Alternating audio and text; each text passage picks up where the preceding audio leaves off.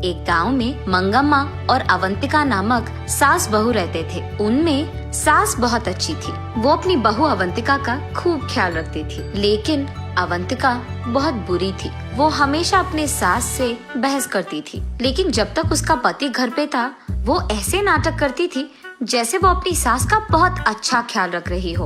और जैसे ही उसके पति काम करने दूसरे शहर जाता था वो शुरू हो जाती थी। वो अपनी सास को बिल्कुल कोई इज्जत नहीं देती थी। और इतना ही नहीं, अगर उसकी सास अवंतिका की बात नहीं मानती थी तो वो ऐसे कहती थी, अगर तुम मेरी बात नहीं मानी ना, मैं अपनी पति को बताकर तुम्हें इस घर से बाहर निकलवा दूंगी, समझी। इसी कारण मंगम्मा, इस उम्र में मैं बाहर जाकर कैसे जी पाऊंगी, अकेली मैं कुछ नहीं कर पाऊंगी। इसी डर में वो जो अपनी बहू कहती थी चुपचाप करती थी। एक दिन अवंतिका की दोस्त शहर से उसके घर आते हैं। तब वो अपनी सास से ऐसे कहती है, हाँ सुनो, शहर से मेरे दोस्त आए हुए हैं, उन सब के लिए विभिन्न प्रकार के व्यंजन बनाओ और वो भी जल्दी।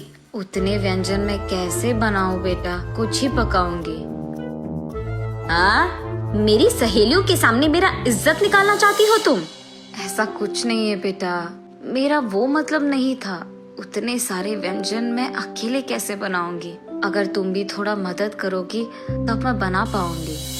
क्या मैं तुम्हारी मदद करूं? मतलब मेरी सहेलियां यहाँ आई हुई है, उनको छोड़कर मैं तुम्हारी मदद करते रह जाऊं? तुम जरूर ये सब मेरे दोस्तों के सामने मेरे इज्जत निकालने के लिए कर रही हो ना? अरे रे बेटा, मेरा ये मतलब नहीं था। ठीक है, मैं वो सारे व्यंजन बना दूंगी, तुम जाकर अपने सहेलियों से बात करो।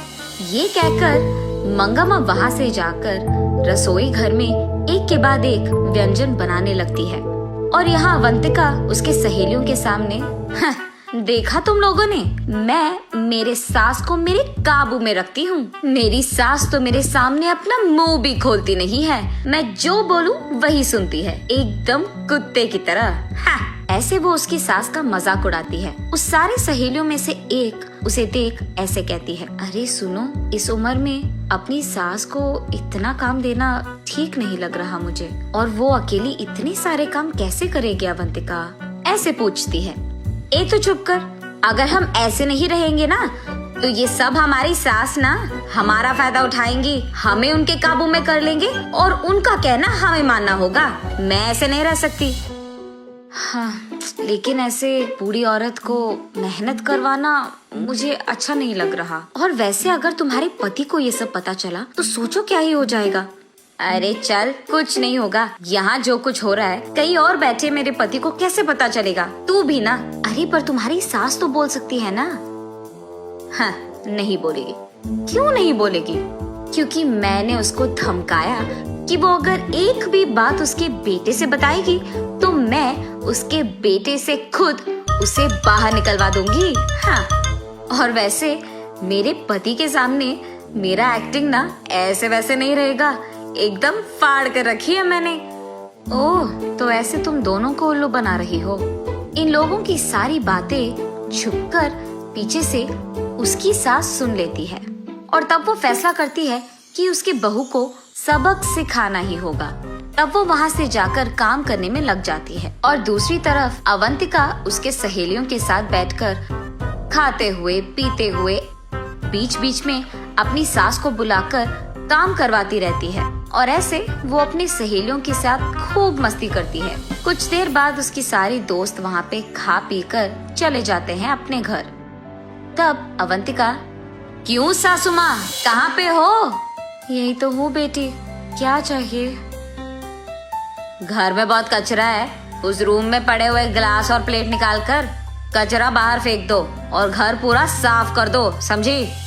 तब तक बहुत काम करने के कारण मंगम्मा बहुत थक जाती है, लेकिन अब वो कुछ कर भी नहीं सकती थी, इसीलिए उसके बहू के दिए हुए सारे काम एक के बाद एक खत्म करती है। वहाँ से कचरा फेंक के वो घर पूरा साफ कर देती है। अगले दिन मंगम्मा उदास बैठे रहती है।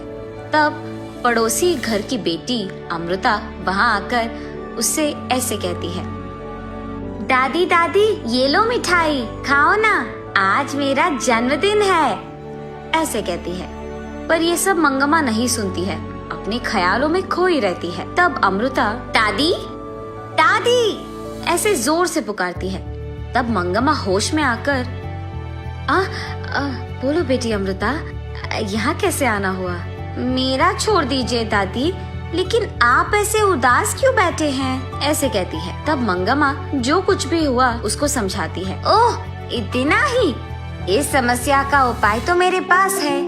बस आज के लिए जो भी तुम्हारी बहू तुमसे कहती है ना, वो काम कर लो और कल से ये नौबत तुम्हें नहीं आएगी। तब मंगम्मा, ऐसे कैसे अमृता, ऐसे क्या कर लोगी तुम? अरे वो सब आप मुझ पे छोड़ दीजिए दादी, मैंने कहा ना कि मैं संभाल लूंगी। ये कहकर अमृता वहाँ से हंसते हुए चली जाती है। इतने में अवंतिका वहाँ आकर पहनी हुई कपड़े सारे मंगम्मा के मुंह पे फेंक कर, सुनो, ये सब धोकर इस्त्री करके मुझे वापस करो। अरे घर में तो वॉशिंग मशीन है ना बेटा, उसमें डाल देती। ये कपड़े अगर वॉशिंग मशीन में डालेंगे ना तो खराब हो जाएंगे, तुम पहले काम करो ना।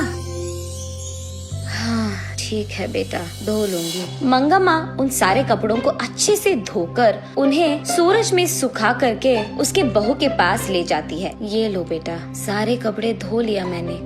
अच्छा, तो फिर कपड़े को तय कौन करेगा? मैं। उनका इस्त्री करके अलमारा में लगा दो। उसकी बहू की बात मानकर वो उन सारे कपड़ों को तय करके उनका इस्त्री करके अलमारा में लगा देती है। अगले दिन मंगम्मा का बेटा शहर से घर वापस लौटता है और आते ही, अवंतिका, अवंतिका, कहाँ हो तुम? ऐसे जोर से चिल्लाता है। अचानक उसके पति का आवाज सुनकर अवंतिका डर के मारे भागते हुए रसोई घर में जाकर वहाँ खाना पका रही उसकी सास से ऐसे कहती है, सासू माँ, आप बाहर जाकर आराम कीजिए, खाना मैं बना दूंगी। ऐसे वो मंगम्मा को बाहर भिजाकर हाथ में चम्मच लिए ऐसे नाटक करती है जैसे वो पूरा काम कर रही है। ऐसे ही वो बाहर आकर, क्या हुआ जी, आप एक भी बात बताए बिना घर आ गए?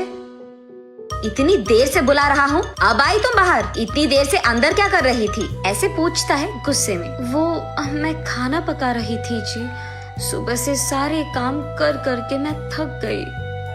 हाँ हाँ, मैंने देखा है कितना काम कर रही हो तुम। ये क्या ऐसे बात कर रहे हैं? ऐसे वो मन में सोचती है।